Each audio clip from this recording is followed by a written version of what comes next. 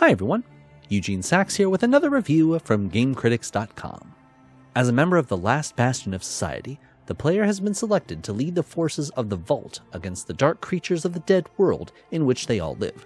Refusal nor failure are options. Survival at all costs is the only choice.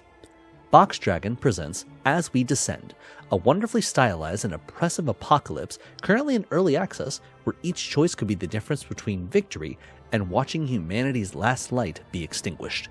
As We Descend is a roguelike deck builder where players recruit a variety of units to fight against horrific monsters attacking the vault in their attempts to put out the lantern. It's the last light in this world of darkness. Players will also explore the vault to seek out important people who can help gather resources, upgrade units, offer items for sale, or create artifacts with positive effects. Combat in Descend is turn-based. Each unit has unique cards that are added to the player's deck, and each turn, players have a set amount of resources to play as many cards as they can afford. Players must also manage the positioning of their units in one of two areas, the guard zone or the support zone. Certain units get bonuses based on which zone they're in, and units in the guard zone are usually the ones taking the most hits. As enemies are attacked, a stagger meter starts to accumulate.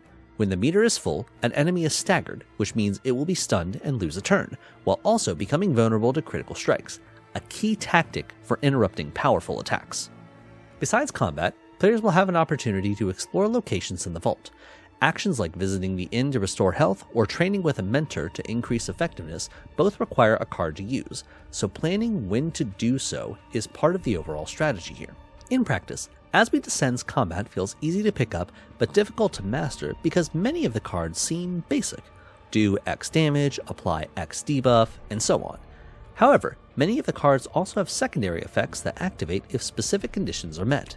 For example, the Zealot usually attacks once, but additional strikes occur if the enemy has multiple debuffs on them.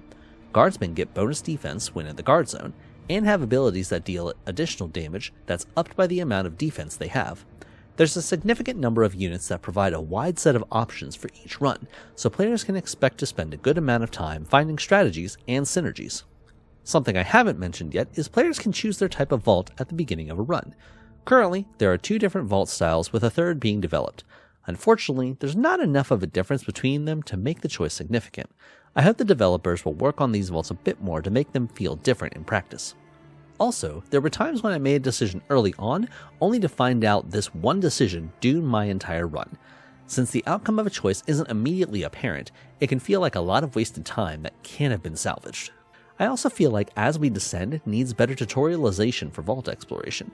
Some of the resources have important stats and factor into things that are never actually explained.